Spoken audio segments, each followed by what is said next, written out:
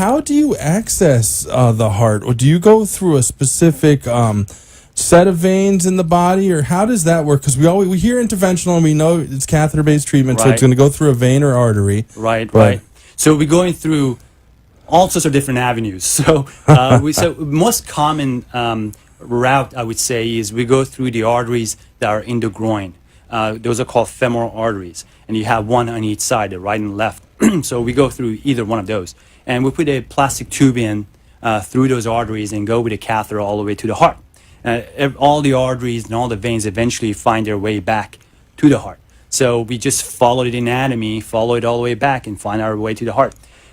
So we go through the groin for certain procedures, for certain other procedures, and this is becoming a lot more popular, particularly amongst patients, is we go through the wrist. We can go through either wrist. We can go through what's called a radial artery, and for certain procedures only, because the artery is pretty small, so we can only fit so much in there. Sometimes we go through the arteries underneath the clavicles for certain procedures. So we find a way. We find a way to the heart, however difficult it may be. But most common, I would say, is the groin and is the wrist. I'm going to jump around a little bit this evening. So you've found your way down here to South Florida. I know. Tell us a little bit about your education and training, the amount of years, because I know you were talking about that in the green room, and someone was really interested in the amount of years that you went to school, and where you did your medical school internship, residency, and fellowship, because it's all at the same institution. Institution. Yes. That's great. So I can tell you, it's a long road, it's a long journey, but at the end of it is very rewarding, and it totally becomes worth it. But essentially, you do. In order to become a physician, you have to go through, obviously, 4 years of college. You have to take a certain number of classes, what we call pre-med requisites that you have to take. And after that, then you go to med school. Med school is 4 years. After you do med school, then you decide what specialty you want to go into. And depending on the specialty, for me, I decided to go into internal medicine because I want to do cardiology, and that's the way you get into. That's the path, yeah. That's right. So the internal medicine residency is about 3 years. After that, then you go into cardiology fellowship, and cardiology fellowship, depending on where you go, is anywhere between 3 to 4 years. And most of that is clinical. Some of it is research. And then after that, if you're interested in subspecializing further, you can go into interventional cardiology, which is what I do. There is a field called electrophysiology, which they deal with the electrical conduction system of the heart, deal with electro abnormalities, etc. Or you can go into a heart transplant specialty as well. And each one of those is anywhere between 1 to 2 extra years of training. And then after that, if you're interested, you can always do more training. You're still up for it. You're still up for it. You're not tired. You can do additional year of training in structural heart disease, which is what I was talking about, replacing valves via catheters. And that is about 1 year. So, you add it all up. I'm not sure how many years that adds up to, but somewhere in the ballpark of 14, 15 years. 14, 15 years, yeah. Yeah, and I happen to do, I did most of my training at University of Texas Southwestern in Dallas. Which is a fantastic heart institute. Is very well recognized. Very well known. I know there's a lot of physicians just here in South Florida with Tenet. That's right. That are from That's there. right. A couple of them I know very closely. Yeah. I did training with them. And then after that, I did my structural heart training, specialty training, actually up in a very well-known institute, William Beaumont Hospital up in Michigan. Oh, wow. Yeah. Way up in Michigan. Way up in Michigan. You had to go through a couple of those winters, huh? Yeah, and I came immediately back down to South. So. Yeah. Right back down to South. Right. To Texas and South Florida. That's right. As well. So we're here with Dr. Houman Khalili. He's new to this area. You started a month ago? Has it been a month now? About. Okay. And you're an interventional cardiologist with Tenet Florida Cardiovascular Care in Fort Lauderdale. Right there, right off Broward Boulevard. It's 2307 West Broward Boulevard, Suite 101, Fort Lauderdale. That's right near I-95. Yes, it's very easy access. You just get off the freeway and... I think it's the first right. That's right. Yeah, once you get off. Yeah, that's right. Yeah. So as you're heading westbound there, on Broward Boulevard. It's the right. first right off of I-95. The number's 954-523-3422. I'm lucky to have you on the program for February is American Heart Month. That's right. So we're bringing awareness to the signs and symptoms of heart disease, and bringing the greatest doctors around on the program.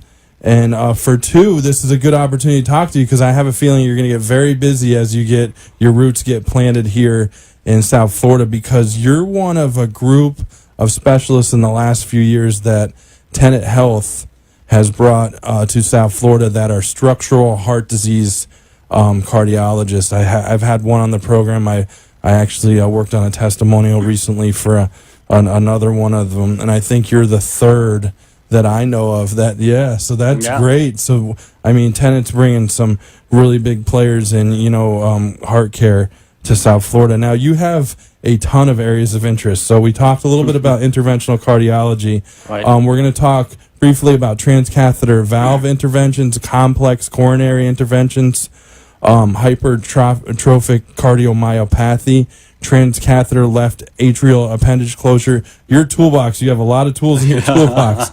Percutaneous ventricular assist device, and I know you're very in tune with cardiovascular research as well.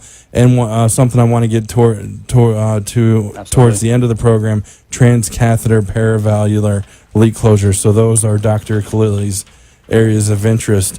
How does it work if I think something may be wrong, going on with my heart, or family or friend member? Do I call your office directly, or do I need a referral to see you? You can call my office directly. Okay. Yes, you can call my office directly, and we make an appointment as quick as possible, and I'll be happy to see anybody. And that's 954-523-3422. And I know Dr. Khalili, Tenet Florida Cardiovascular Care, they can also answer any questions anyone has about insurance, Medicare, Medicaid, that kind of thing. That's right. So I know you're set up for that as well. What age range of patients does a interventional cardiologist see?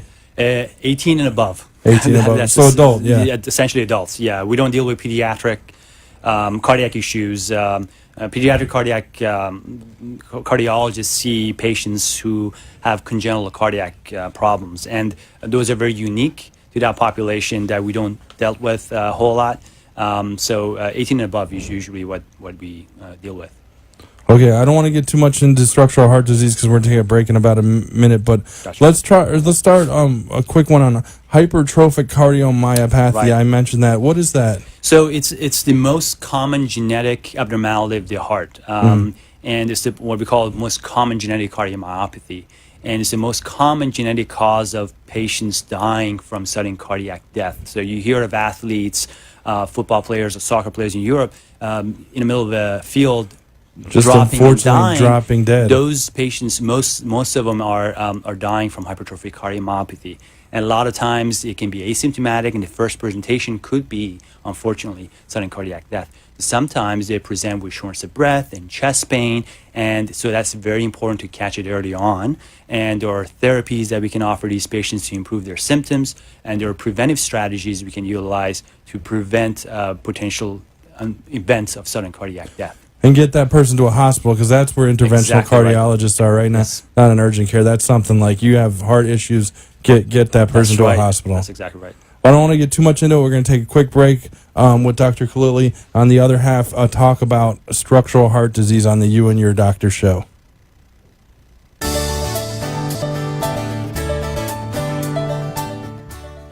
All County Healthcare, Inc. is locally owned and operated, serving the Tri-County area, Palm Beach, Dade, and Broward counties for the last 20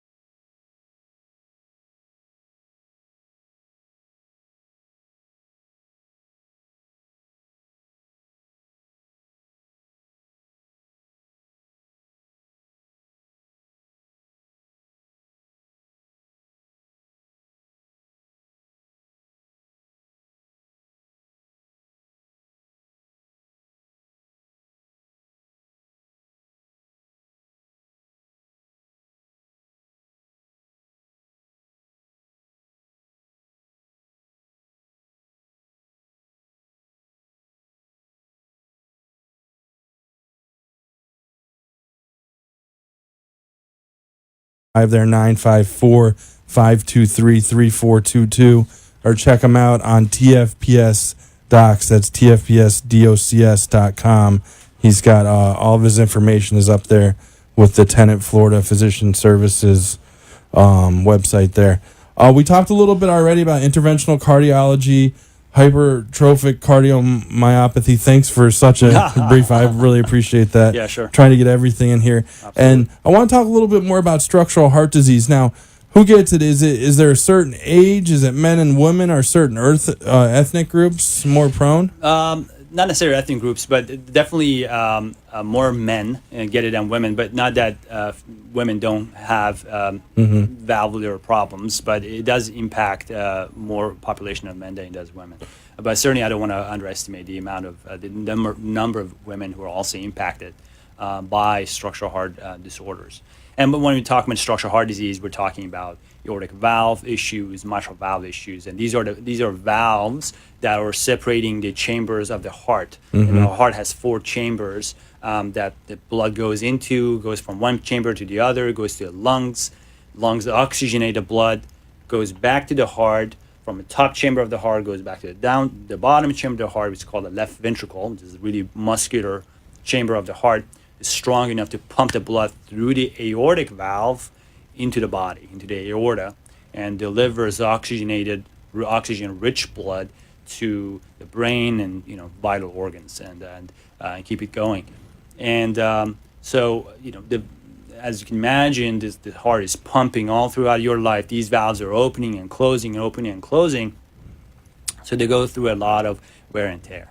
And eventually, what happens is it can start wearing off, and the valve is not functioning properly anymore. So in the case of aortic valve, the most common pathology that happens to the aortic valve is instead of opening all the way up, very nice and open, it doesn't. It opens up a little bit and then closes back down. So if it only opens up just a little bit, there is not enough opening for all the blood to get out. So that bottom left ventricle of the heart is trying to push that blood through this narrow orifice, and it's having a hard time, because there's not enough opening. So the heart starts getting thicker and thicker, and eventually this blood's the pressure builds up. The pressure builds up, it backs up into the lungs, and what ends up happening is people come in, they're feeling short of breath, they have chest pain, and they can even present with passing out, what we call syncope, so blacking out, and that's a worrisome finding.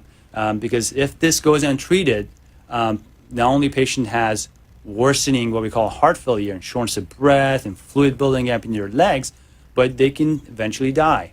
And 50% of patients who have this problem with aortic valve and have symptoms in about 2-3 years without getting treated, they end up succumbing to it. They end up dying. So this needs to get fixed. And the way that we fix it is get the valve replaced.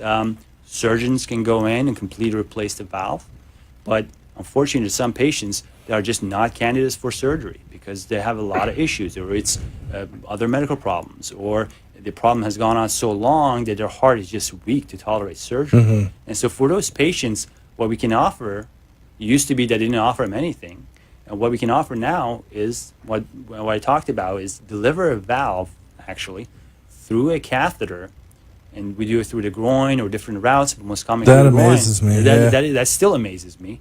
And deliver all the way up to the heart and put a new valve in the position of the aortic so valve. it inserts right out of the catheter, and It's exactly once you right. get into the spot there, Dr. Khalili, and you just all right, here we go. Yeah, exactly and right. just like that, That's right exactly into the right. valve. Yeah. Unbelievable. Exactly right. Yeah, I actually was in a case this morning with Dr. Maney, as you got. Oh yeah, that's what I was alluding to before. Yes, yeah, at the Delray Medical Dr. Center. Bridge Manny. Yeah, and at Delray Medical Center, and it still amazes me. Procedures, we've gotten very, very good at it. We're doing it very quickly, and patients nowadays tolerate the procedure very well. It takes less than an hour for us to do, which is amazing, and the hospitalization afterwards averages about a day or two in the hospital, and you go home.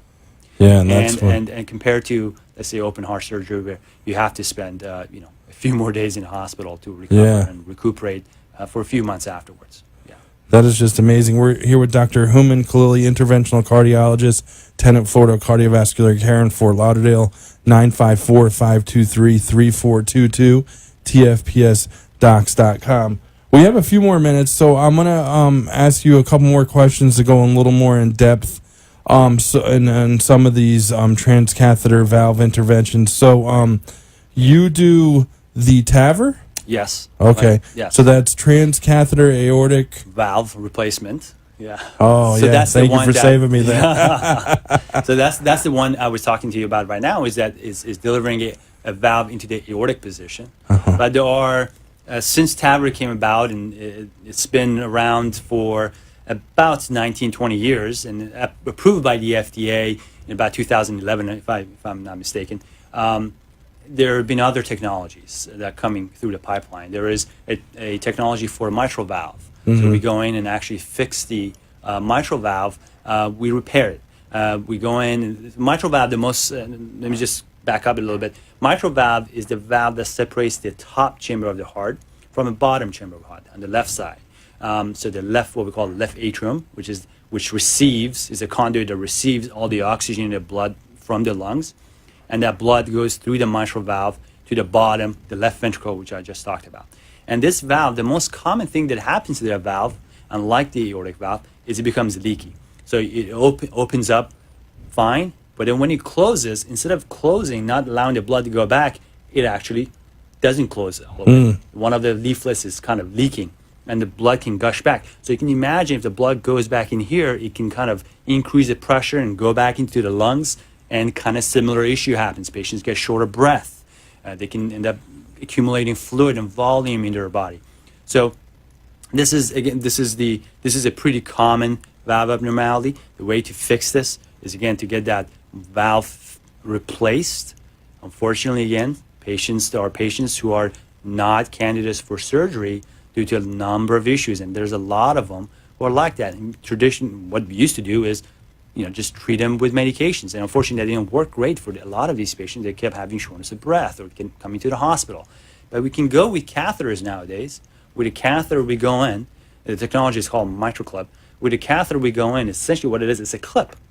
And we grab on the tips of the leaflets that's going back, and we grab it and bring the tip of the leaflets together. So that way, the valve is no longer what we call flailing or prolapsing. And so blood cannot gush back, cannot leak back.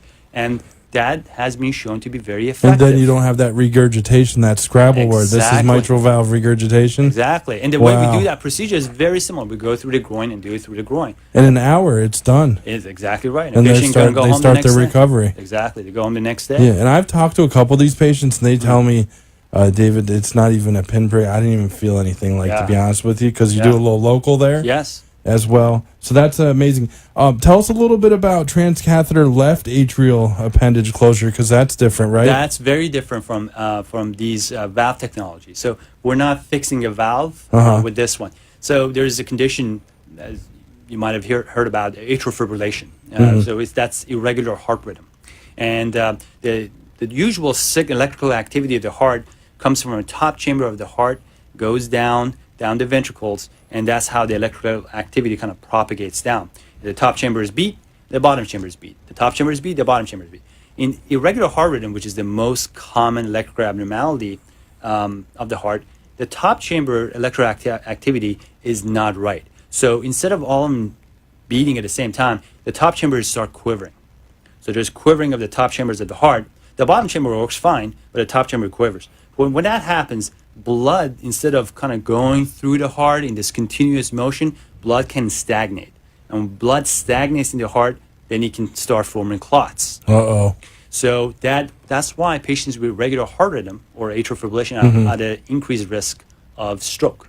So for a lot of these patients, what we do, we have them on blood thinners. And we have them on blood thinners. Unfortunately, the downside of blood thinners is patients can bleed, right? You reduce the risk of stroke, but they can bleed in their heads, they can bleed from their GI tract, the gastrointestinal tract. So for those patients, there used to be no alternatives. We took them off blood thinners, and they were at increased risk of stroke.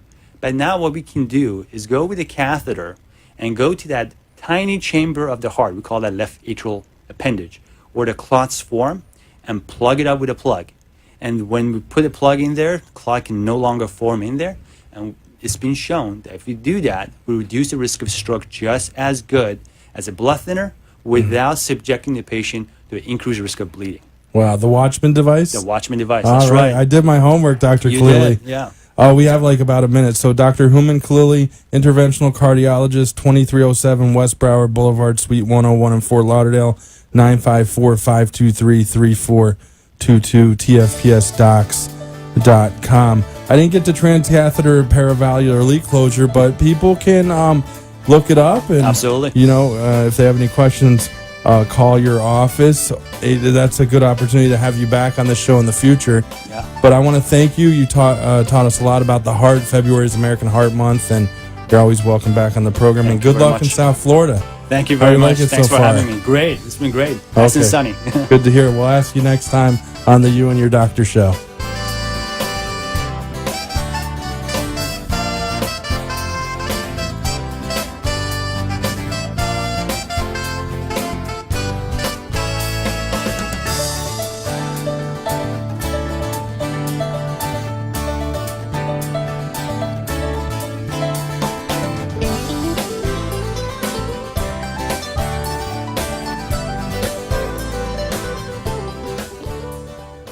Thank you for letting us share with you a longer and healthier lifestyle. If you have a doctor or are a doctor and wish to be on the show, call AMP2 TV at 866-244-5422 and we will put you on the air as soon as possible.